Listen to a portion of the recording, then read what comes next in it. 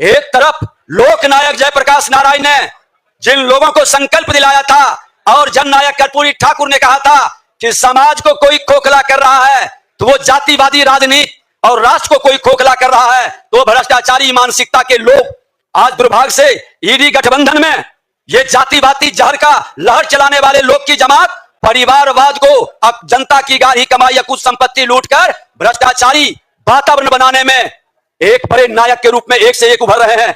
मैं तो आपको बताना चाहूंगा, जो देश को लूटना चाहते हैं, क्या आप उसके साथ चलना चाहते हैं, या जो देश की जनता की गाढ़ी कमाई बचाना चाहती है, हम उसके साथ चलेंगे। ये दो विचारधारा के बीच ये चुनाव होगा। भ्रष्टाचार मुक्त भारत बनेगा या इन भ्रष्टाचारियों के द्वारा भ्रष्टाचार युक्त भारत का नारा दे रहा है, इस पर निर्णय करना होगा। ये गठ घोटाला पर अपना हर रोज एक से एक नया बयान देते हैं। उनका ये गठबंधन जनबंधन नहीं, ठगबंधन है, ये ठगबंधनों की जमात है। लेकिन गठबंधन जिसको ये कर रहे हैं, कहां है गठबंधन? आम आदमी पार्टी कहती है कि केजरीवाल के समर्थन में रैली हो रही है, कांग्रेस कहती है कि यह किसी व्यक्ति के समर्थन में नहीं, पूरे गठबंधन की रैली है। कमाल का ये आपस में ही इनके विचारधारा अलग अलग दिखाई पड़ते। कांग्रेस आम आदमी पार्टी दिल्ली में इलू इलू करते हैं तो पंजाब में हम आपके हैं कौन, ये भी बात चल रही है। पश्चिम बंगाल में ममता ने साथ लड़ने से इनकार कर दिया, बिहार में आरजेडी ने अपना उम्मीदवार घोषित कर दिया, कर्नाटक में और उद्धव ठाकरे अपने अपने उम्मीदवार पहले ही घोषित कर चुके। कांग्रेस आम आदमी पार्टी छोड़कर सांसद और विधायक जा रहे हैं। उत्तर प्रदेश में कांग्रेस का कोई भाव नहीं दे रहा। ये लोग का मानसिकता है कि जितना लूट सको सो लूट, हर दिन नया झूठ बोलो और लूट की झूठ बनाते रहो। मैं आपको कुछ जानकारी दे दूं कि इनका ये 10 साल के अंदर गठबंधन और विपक्ष की क्या भूमिका रही, क्या सकारात्मक विपक्ष की इन्होंने भूमिका निभाया है। मोदी जी को गाली देने का, देश को बदनाम करने का, हिंदू धर्म को गाली देने का, ये जम करके घोटाला करने का, जांच एजेंसियों को हतोत्साही डोमरलाई या उसके नोटिस को इग्नोर करने का, कार्रवाई हो तो कोर्ट पहुंच जाने का, कोर्ट फटकार लगाए तो विक्टिम कार्ड खेलो, देश के लोकतंत्र पर खतरा बताओ, जनता को गुमराह करो। सारे चोर इकट्ठे हो चुके हैं। जोर जोर से कौन बोलता है, कौन मचाता शोर है, ये पूरा देश जानता है। छाती पीट पीट कर भ्रष्टाचार बचाओ की रैली कर करके ये भ्रष्टाचारी भ्रमित करने का वातावरण बता रहे हैं। मैं तो आपको कहना चाहूंगा कि आज भ्रष्टाचार के मामले में कुछ लोग जेल में है, कुछ लोग बेल में है। ये भ्रष्टाचार बचाओ रैली में संदेह, ये डपोर संख्यी लोगों की आवाज देश की जनता ने भी सुनी है।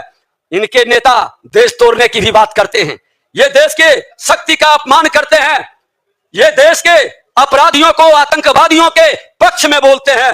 ये उदयनिधि स्टालिन के सनातन विरोधी बयान पर चुप रहते हैं, ये अपने घोटाले पर चुप रहते हैं, ये सजायाफ्ता लोगों को सम्मानित करते हैं। ये इनका चरित्र है। ये हिंदू देवी देवताओं के अपमान पर चुप क्यों रहते हैं? ये झूठ आरोप लगाते हैं, बाद में माफी आहिस्ते से मांग करके अपना चेहरा को बचाने का प्रयास करते हैं। पंजाब में जेल पर हमला होता है, आवाज नहीं निकलती है कांग्रेसियों की, उनके गठबंधनों की। और मैं बता देना चाहता हूं कि इनके चेहरे देखिए।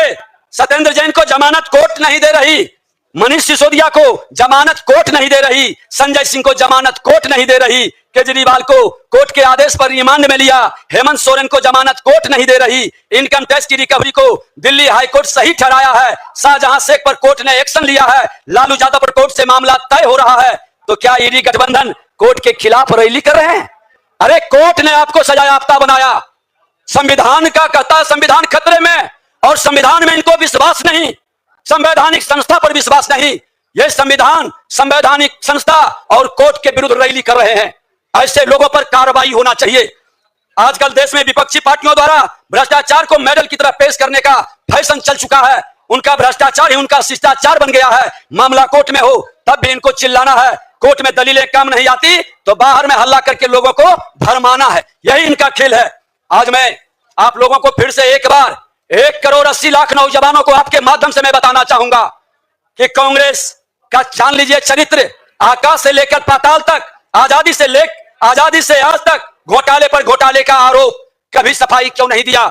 उनका शीर्षस्थ नेतृत्व 500 करोड़ रुपए घोटाले में जेल से बेल पर चल रहे हैं, क्यों जवाब नहीं देते? जीप घोटाले से लेकर हेलीकॉप्टर घोटाले तक और देश के लोकतंत्र को बदनाम करने से लेकर चीन की सत्तारूढ़ पार्टी से एमओयू साइन करने तक इन पर लगे आरोप। लेकिन ये गर्व से अपनी चर्चा करते फिरते हैं, लेकिन जवाब नहीं देते। कांग्रेस के तमाम नेता जी भर के जिस पार्टी को हर दिन गाली देते थे, आज उनसे गलबहियां क्यों कर रहे हैं? क्या व्यवस्था है? आम आदमी पार्टी, जिस पार्टी के नेता खुलेआम कहते थे कि मेरे ऊपर आरोप भी लगे तो मैं राजनीति छोड़ दूंगा। यही केजरीवाल जी का कहना था। लोकपाल के बारे में कितना जोर जोर से बोलते थे, लेकिन भ्रष्टाचार करने के बाद जेल में बंद है, कुर्सी नहीं छोड़ेंगे।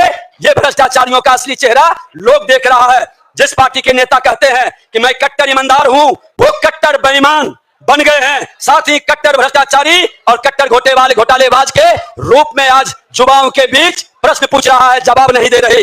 जिस पार्टी के नेता कहते हैं कि मैं तो आम आदमी पार्टी हूं, आज वो कोर्ट में कह रहे हैं कि मुझे रिमांड में क्यों लिया गया, मैं तो मुख्यमंत्री हूं। धिक्कार है। संवैधानिक पद पर बैठ करके जनता की गाड़ी कमाई लूटने वाले ऐसे भ्रष्टाचारियों को जवाब देना चाहिए। 101 करोड़ 80 लाख नौजवान आपसे पूछ रहा है, भारत के 140 करोड़ लोग जानना चाहता है। जिस पार्टी के नेता कहते हैं हम गाड़ी बंगले नहीं लेंगे, काफिला लेकर नहीं घूमेंगे, शीश महल का घोटाला कर रहे हैं, जवाब नहीं दे पा रहे हैं। जिस पार्टी के नेता सौगंध खा के कहते हैं और आज शिक्षा, स्वास्थ्य, बिजली, पानी पर काम करने की बात नहीं करते, आज शिक्षा में, हेल्थ में, बिजली में, पानी में घोटाला कर रहे हैं। जो अन्ना के शरण में थे हुए लालू, हेमंत सोरेन और राहुल गांधी के शरण में आ गए। यही केजरीवाल का असली चेहरा है, यही भ्रष्टाचारियों का असली स्वरूप है। आरजेडी के बारे में कहने का नहीं, ये तो भ्रष्टाचार के सबसे बड़े पुरोधा रहे, आकंठ तक डूबे हुए हैं, सर से पांव तक। लैंड पोर्ट घोटाले में तेजस्वी यादव से लेकर के राबड़ी देवी से लेकर उनके परिवार के हर सदस्य आज आरोपित हैं। आज सपा का हो, जेएमएम का हो, डीएम का हो और तृणमूल कांग्रेस का हो, आज वामपंथी पार्टी का हो, सभी पार्टी का घोटालों का एक बड़ा लिस्ट लोगों के बीच मौजूद है। और मैं तो सोशल मीडिया के मित्रों से भी कहेंगे, पत्रकार बंधुओं से भी कहेंगे कि आप इनको जरूर, इन लोगों को पूछिए। कुछ प्रश्न मैं आपसे के माध्यम से उनसे पूछना चाहता हूं और उन भ्रष्टाचारी को जवाब देना चाहिए। अगर जो संविधान में विश्वास है, संवैधानिक संस्था का सम्मान करते हैं, तो कांग्रेस बताए कि इनकम टैक्स ने जो नोटिस दिया है वह सही है या गलत। आपने टैक्स चोरी की है या नहीं, इस पर जवाब देना चाहिए कांग्रेस को। कांग्रेस बताए कि उसने समय पर इनकम टैक्स फाइल क्यों नहीं किया, आय कम करके क्यों बताया, उनको जवाब देना चाहिए। चुनाव का वक्त है, परीक्षा की घड़ी है, जनता पूछ रही है। आम आदमी पार्टी बताए कि सुनीता केजरीवाल अब अघोषित रूप से मुख्यमंत्री है, क्योंकि अब वही केजरीवाल की कुर्सी का इस्तेमाल कर रही है या नहीं, यह जवाब देना चाहिए। आम आदमी पार्टी बताए कि शराब घोटाले में कोर्ट उनके नेताओं को जमानत क्यों नहीं दिया, उनको प्रेस के बंधुओं के माध्यम से जनता तक जवाब देनी चाहिए।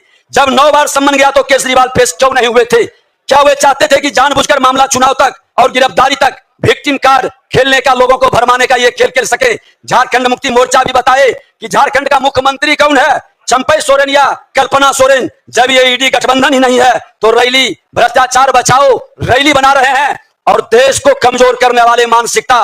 अब भारत का नौजवान, जो लगभग आधे से अधिक नौजवान अपने भविष्य के बारे में चिंतित है, अपने भविष्य को विकास के साथ जोड़ना चाहता है, अपने भविष्य, मान सम्मान, स्वाभिमान को देश के प्रधानमंत्री नरेंद्र मोदी जी का 140 करोड़ परिवार के साथ बांधना चाहता है, उसको ये रोक नहीं पाएंगे।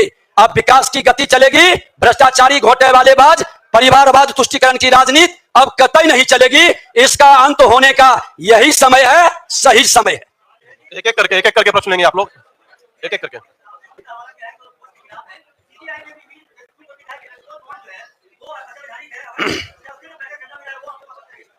हमने बता दिया कि मैं संवैधानिक संस्था का सम्मान करता हूं और संविधान के, संवैधानिक संस्था के अनुसार हर रिपोर्ट को देने के लिए और उस पक्ष पर हर कदम बढ़ाने को तैयार है। क्या प्रतिपक्ष के लोग तैयार हैं? ये जवाब दे।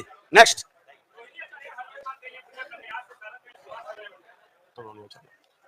मैं बता दूं कि सारण में ही लालू जी की बहू इंतजार कर रही है। क्या उस बहू का क्या दोष था?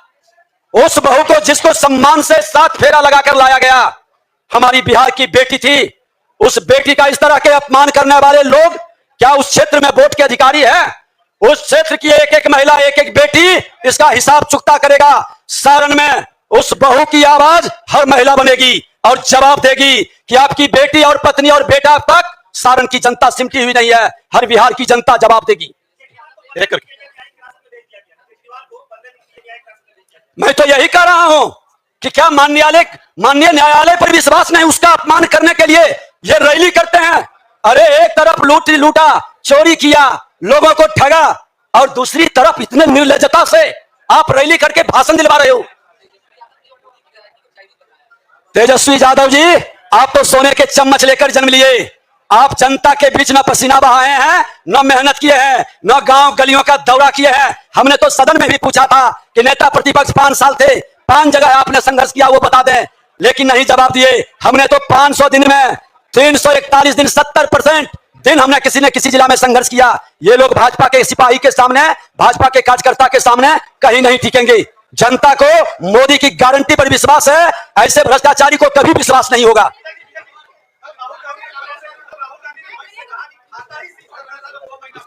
बताइए। मैं बताना चाहता हूं कि जेल देने का जिम्मेवारी क्या देश के प्रधानमंत्री नरेंद्र मोदी जी का है? अरे जेल माननीय न्यायालय के आदेश से जा रहे हैं। क्या राहुल गांधी जी संविधान में विश्वास नहीं है? संविधान का सम्मान नहीं कर सकते? आप परिवारवादी जमींदारी मानसिकता के लोग संविधान का आप नकार रहे हैं और संवैधानिक संस्था का अपमान कर रहे हैं।